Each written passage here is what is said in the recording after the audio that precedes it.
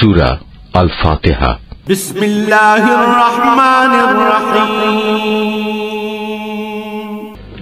রহমান রহিম আল্লাহ তাআলার নামে শুরু করছি।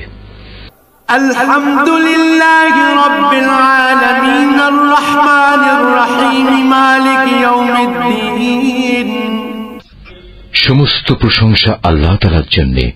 তিনি সৃষ্টিকুলের মালিক, তিনি পরম দয়ালু, অতি মেহেরবান, তিনি বিচার দিনের মালিক। ইয়াকা না'বুদু ওয়া ইয়াকা নাস্তাঈন।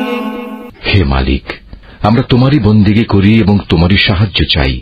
ইহদিনাস সিরাতাল মুস্তাকিম সিরাতাল্লাযীনা আন'আমতা আলাইহিম গায়রিল মাগদুবি আলাইহিম ওয়ালাদ-দাল্লিন।